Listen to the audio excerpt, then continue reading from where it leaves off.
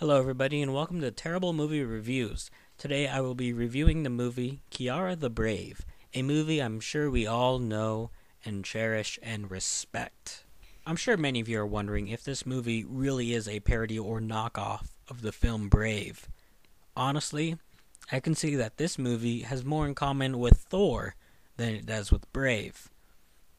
That may seem a little bit odd, but this movie is very odd. So at the start of the film, we are following a purple bridge through the galaxy as the credits are listed off. After that scene, we are introduced to Mars and I think Saturn, and they are fighting each other. Now, I don't mean like the Greek gods or Roman gods or whatever they are. I mean the actual planets. They have faces and helmets and hair, and they're fighting each other. Now, what exactly does this mean for the movie? Well, it turns out that these guys are the Celestials. You have the solar system, you have destiny, you have the future, and you have some weird guy in a spacesuit who is drinking soda. I could not figure out who he was. Anyway, they're talking about a legend that is about to come to life. That legend must be Kiara the Brave. It's actually not. It took me about 20 minutes before I realized that the main character who we are introduced to is not Kiara. Instead, it's a person called SuperCloud. SuperCloud. This person was bred in a scientist's lab. That scientist, he lives in the Dream Zone, or on the Dream Zone. I'm not sure if it's in or on, but the Dream Zone is basically Asgard.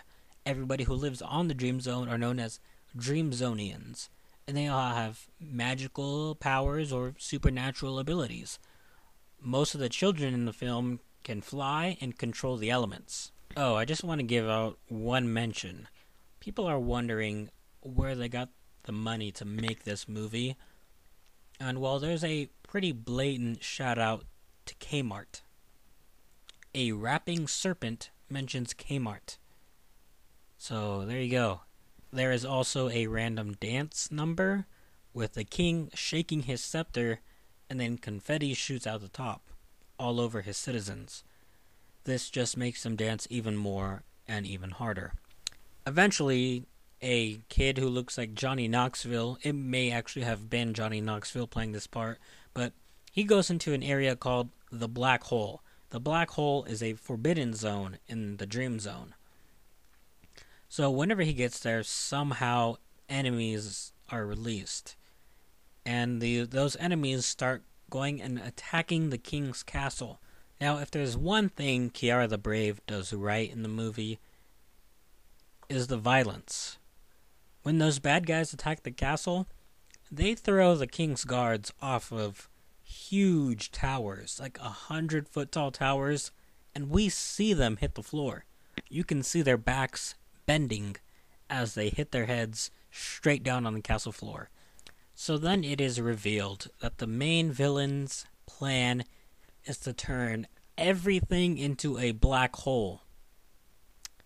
Yes, he wants to turn everything into a black hole and then rule the black hole. I'm not sure why or how that makes sense. Anyway, it turns into an elemental battle.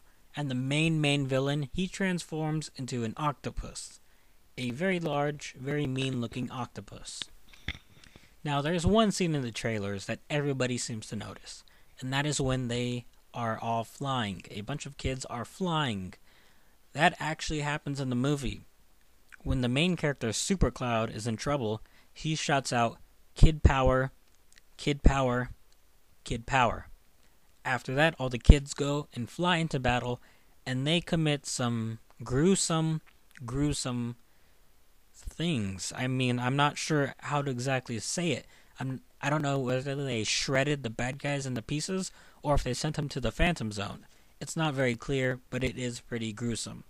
So, while the kids are killing the bad guys, the main character, SuperCloud, is still fighting the main villain.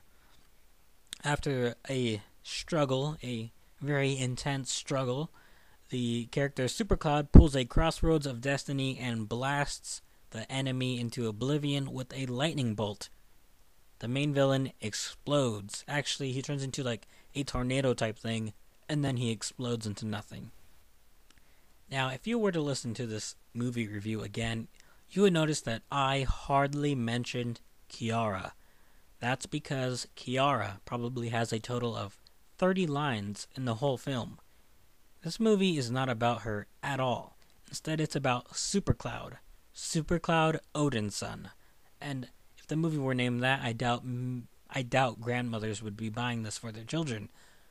Actually, maybe they would, because that would sound pretty cool. But she is hardly in the movie at all. She's not brave. She doesn't learn a lesson. She's a second-rate character. So just how bad is this movie on a scale of 1 to Korra? Well, I can honestly say that the graphics aren't that bad. They are, for the most part, the best thing about this movie.